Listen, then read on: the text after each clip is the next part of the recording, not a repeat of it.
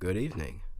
I'm Rush Myers, and tonight my guest is local celebrity Ethan Waters, also known as the man who couldn't die. Nice to see you, Ethan. Good to be here, Russ. So, Ethan, for all the listeners out there who don't know you, you survived jumping off the Empire State Building a few months ago, surviving by only landing on a stack of memory foam pillows. That's quite remarkable. It certainly seems that way, Russ. But as I think many of us have heard, this wasn't your first attempt, was it? Yes, my first attempt was actually 2 days ago, when I came home and found my wife with another woman in bed.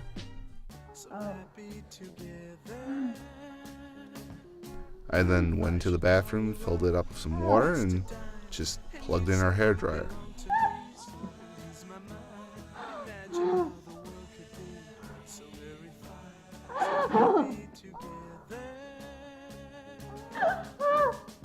But something strange happened next, right?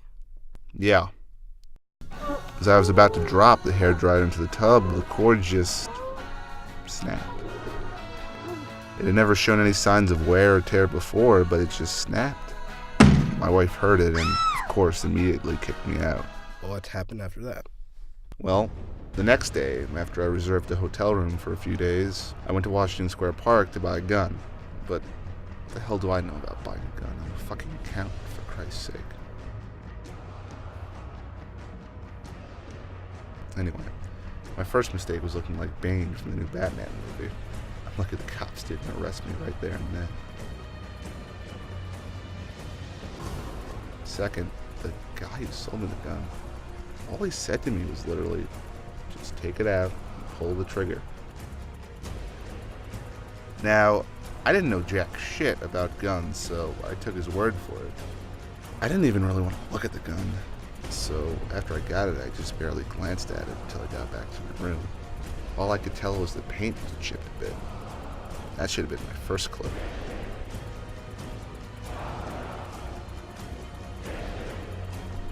So I got back to my room,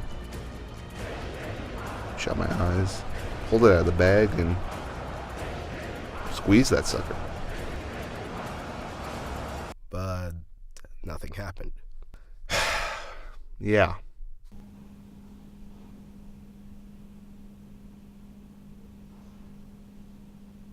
Turns out the gun is just a Nerf gun, wrapped in a shit ton of black tape to make it look real.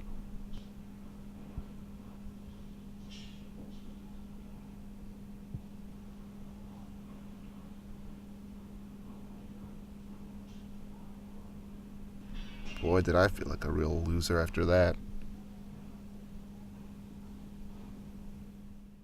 So, that's when I decided to jump.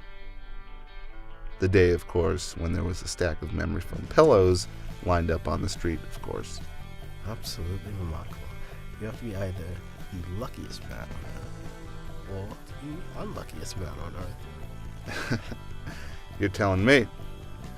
Anyway, through all of this, I think I've learned something pretty important. Besides knowing not to use cheap hair dryers or buy guns off of strangers in Washington Square Park. Yeah. I need to find a nice, cheap tie once this interview is over.